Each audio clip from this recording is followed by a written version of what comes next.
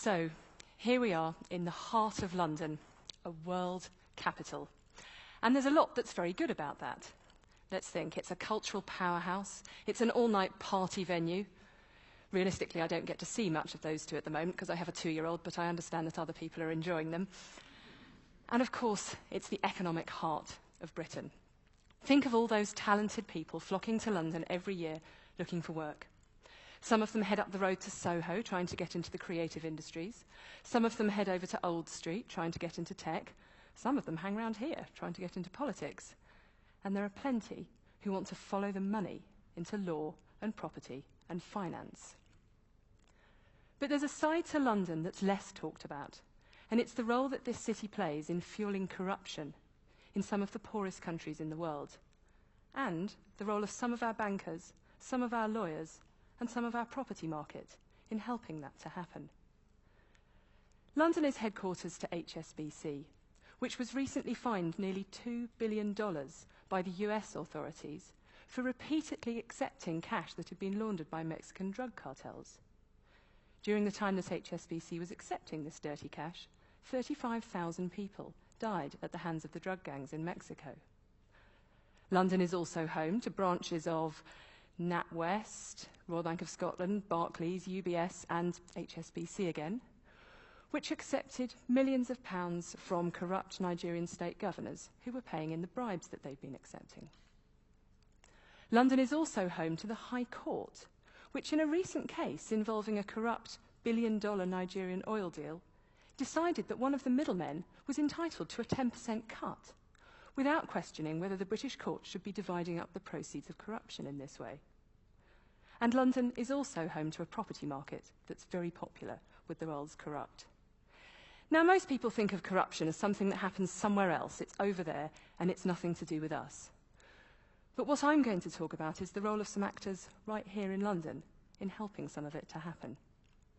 Now, I don't know about you, but this makes me feel rather sad and angry. I love London, and there's so much that's good about it, but this all makes me feel rather ashamed. I work for Global Witness, a campaigning organisation that investigates the deep links between natural resources, conflict, corruption, and environmental devastation. We spend half our time as investigative journalists, unpicking the dirty deals and following the money to those responsible.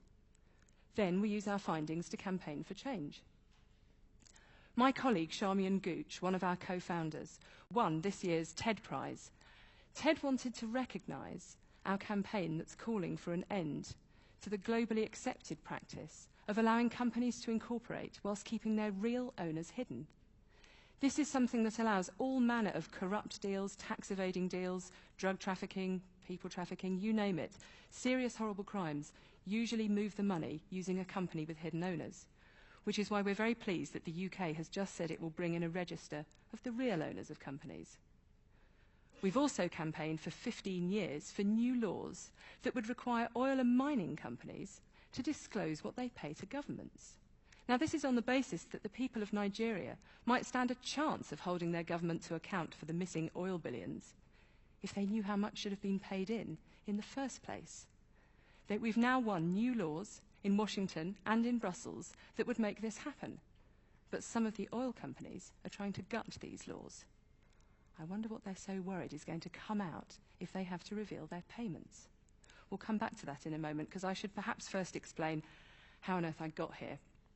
So I started out as a journalist, thinking that that would be my way to change the world. But I soon became rather frustrated just writing the stories, one after the other. And so I became a campaigner, and I campaigned for several years for controls on the arms trade. But I became rather down dealing only with the supply of horrible hardware and not the economic injustices that so often lead to the demand for it. And so I became an aid worker, and I found myself in Sierra Leone, just at the end of a civil war which had been going on for 10 years. And that is when I started to understand the resource curse firsthand. Sierra Leone is fabulously wealthy in natural resources: diamonds, gold, bauxite, titanium.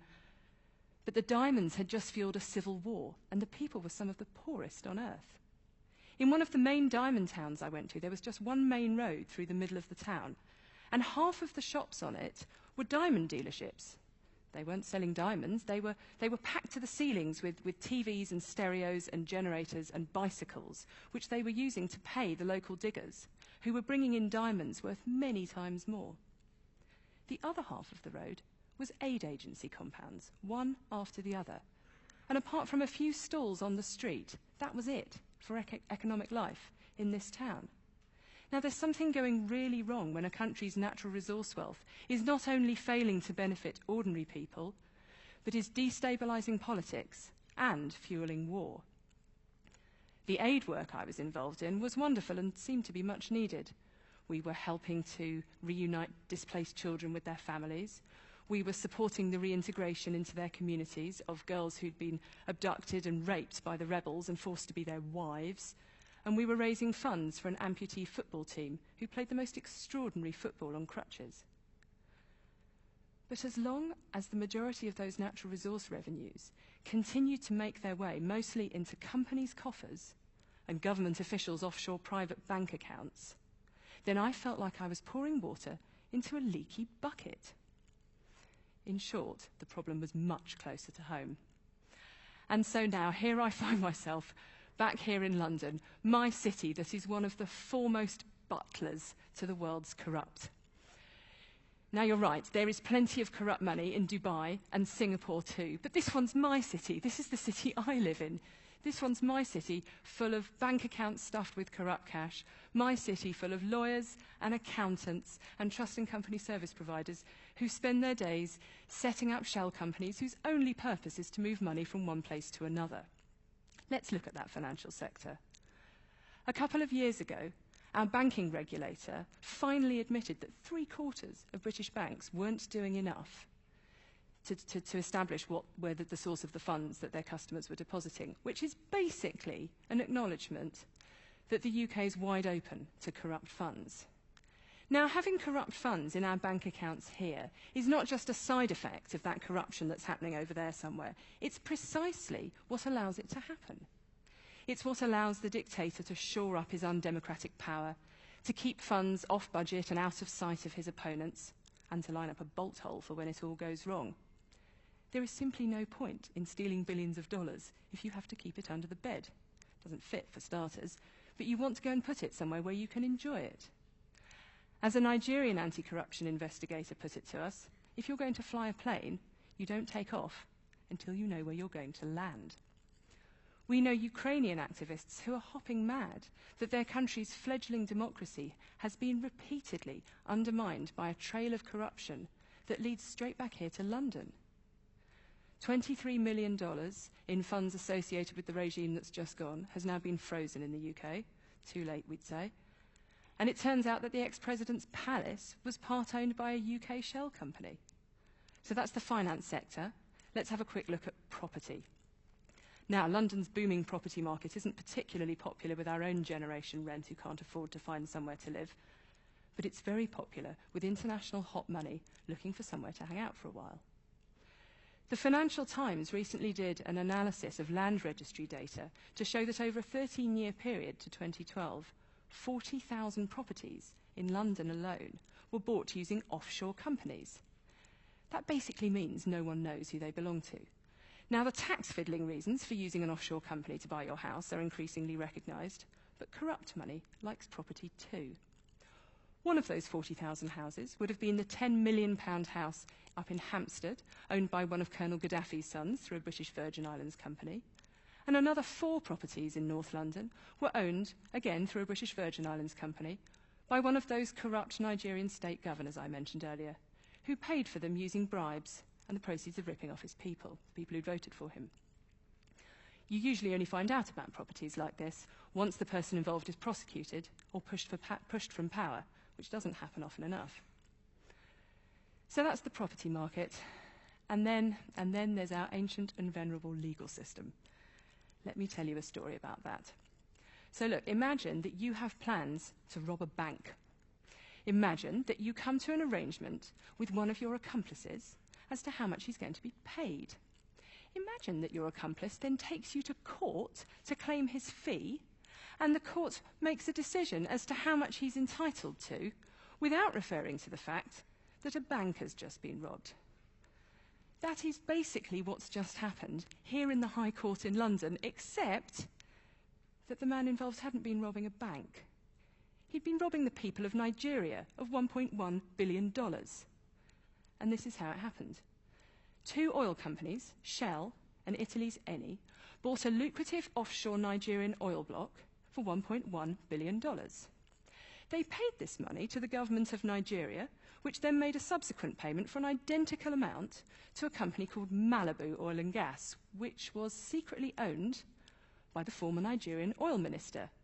He had awarded his own company, whilst he was in office, this concession, and was now cashing in on his corruption. Now, Shell and Eni point out that they paid their money to the government of Nigeria.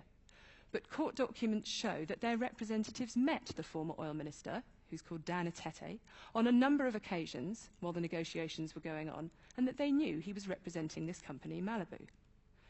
When the $1.1 billion reached Malibu, 800 million of it was immediately wired on to another 5 companies with hidden owners, so nobody knows who's benefited. It certainly isn't the Nigerian people. So we can already see 2 things from this: how corruption can happen behind companies with hidden owners, and why those new laws that I mentioned earlier, which would require oil and mining companies to disclose their payments, would have been a really good idea in this case, so that the Nigerian people could see the deals being done on their behalf. Interestingly, Shell is one of the oil companies lobbying against those laws. Anyway, so when the middleman took Malibu to court to claim his fee, it all came out. The court made a finding of fact that the oil minister was the real owner of this company, which is essentially an acknowledgement that this is a seriously dodgy deal. And yet the court awarded the middleman his cut. He got about $110 million. We find this extraordinary. Even more extraordinary is that the CPS and other authorities have not frozen this payment in order to stop him getting it.